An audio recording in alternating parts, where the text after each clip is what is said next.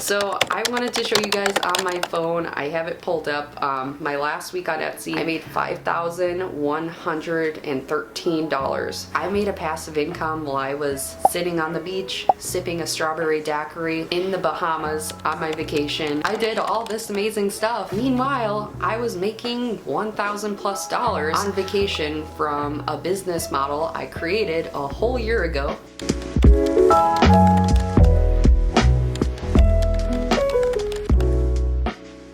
If I were to restart my Etsy account and everything that I've done with print on demand, I would have done it a lot differently than what I did last year. Here are some reasons why, and I'm gonna go over all of it today with you guys. So guys, I wanted to be transparent today that in the past week I've been on vacation and I've made about $1,000+ on my Etsy print on demand store passively. I probably maybe checked into my customer service 3 or 4 times during the vacation, and for those 3 or 4 times I may have spent 15 to 30 minutes per time I checked in. However, I will say that I made a passive income while I was sitting on the beach, sipping a strawberry daiquiri in the Bahamas on my vacation, and I went to the US Virgin Islands, I saw St. Thomas, I went to the British Virgin Islands, we went into the caves and the baths of Virgin Gorda. I did all this amazing stuff. Meanwhile, I was making $1,000+ on vacation from a business model I created a whole year ago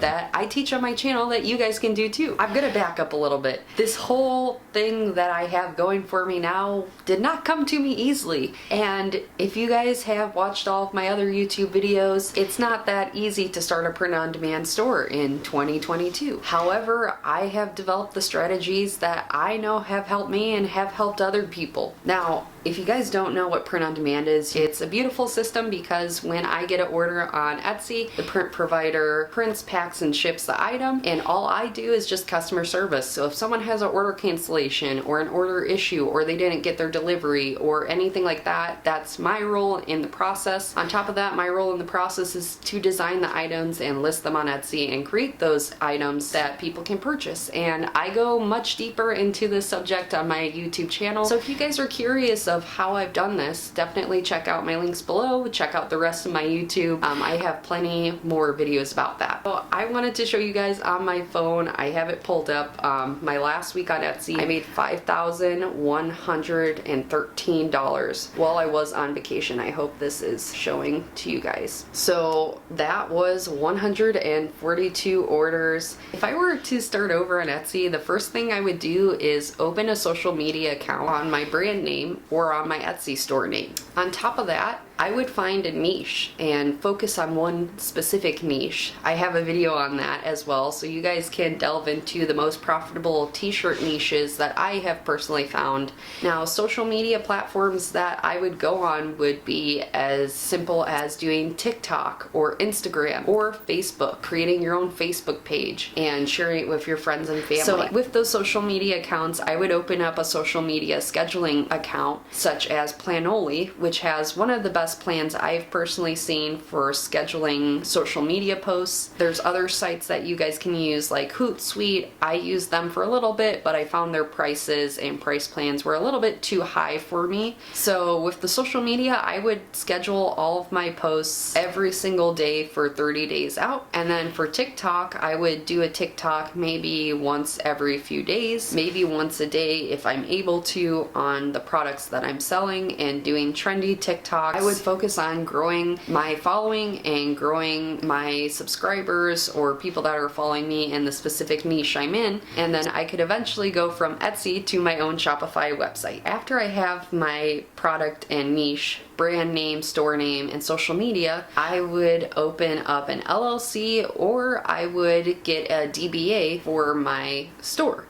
The next thing I would do is I would open up a checking account, I would open up a credit card account, and then 2 savings accounts for my business. The reason for this is because you want to separate your personal versus business assets. And again, I have a whole other video going into this as well. I'll link it above, but you guys really want to do that. You want to separate your personal from business accounts. And then also just for legal issues and whatnot, you have those accounts separated. So the next thing I would do is I would set up email marketing almost immediately. And I would actually open up my email marketing and maybe an email software or email site when I first create the Etsy store. And the reason for this is because you want to collect as many contacts as you can for people who are interested in your brand. A lot of people think that email marketing is dead. And it's not dead at all. It's the new system of mail. How often do you check your email? And yes, a lot of the items that you see in your email, you may not click on. However, it's great to have email marketing and get people on your email list, because the thing about Etsy is sometimes you may be randomly banned from Etsy, or you get your store shut down, or you may want to leave the Etsy platform because the transaction fees are just growing. As of March, with Etsy, the new transaction fee is going up 1.5% to be a new 6.5% transaction fee. So there's reasons you may want to leave the Etsy platform, and if you have a lot of people in your email, you can take all those email contacts and message them and say, hey, we're moving to our own website. There's just so many reasons you want to collect email contacts when you first begin on Etsy. There are a lot of email sites that you can use just to collect email contacts, such as MailChimp and other websites like that. Personally, I used MailChimp when I began because it was free. I was able to collect a bunch of email contacts. Sometimes I'd collect them for out of stock items. Other times I would collect them just to give a discount to the people who are signing up for the email. So you can do that for your after purchase items. You can collect email by putting it in your Etsy banner, or you can also put it in the description of every listing. In the past, when I ran my own email campaigns, about I'd say 30 to 40% of people click on my email campaigns, and I get about 1 to 2% of those people actually buying an item. So if you think about that, the more email signups that you have, the more people you'll have purchasing. And I know those numbers are very low and the conversion of email campaigns is very low. However, if you really think about it, if you have 10,000 email contacts and 1% of those people purchase, then you're going to get about 100 people purchasing your item from those 10,000 contacts. Now, I'm not saying that you're going to get 10,000 contacts right off the jump. However, if you have an Etsy store for 5 years, it's not unreasonable that you wouldn't have 5,000 to 10,000 people in your email signups. Conversion rates can be much higher than what I have personally experienced, or they could be much lower. However, you guys get the gist that if you guys go from Etsy to Shopify, you can at least take all of your email contacts and convert them into customers at your new website. After I've been on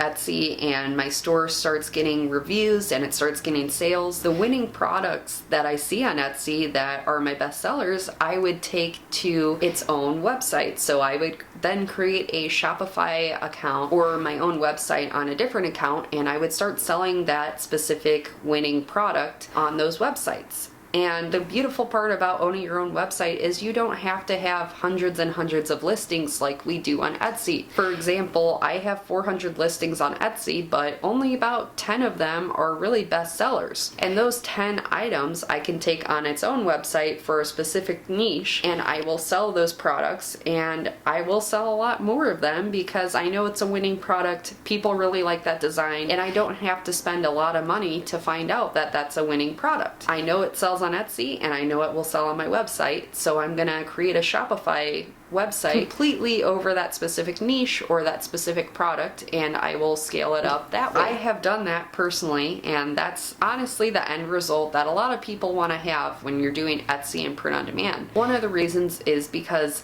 Etsy is its own platform, and they have a lot of control over what you sell and what you can sell or can't sell. And Etsy can actually deactivate your store for any reason that they would like. It's honestly up to them on if they want to keep your store open or close it completely. So guys, I hope this video helped those of you who may be starting at ground zero with 0 sales, 0 reviews, and maybe you want to create a passive income eventually through this method of doing Etsy and print on demand, or eventually Shopify and print on demand. These are essentially what I personally did to get to that level where I can make passive income on my vacations. And if you guys haven't already, go ahead and hit that subscribe button. Don't forget to turn on that notification bell, like the video, and comment. It really helps me for the YouTube algorithm. Besides that, guys, I will see you all in the next video.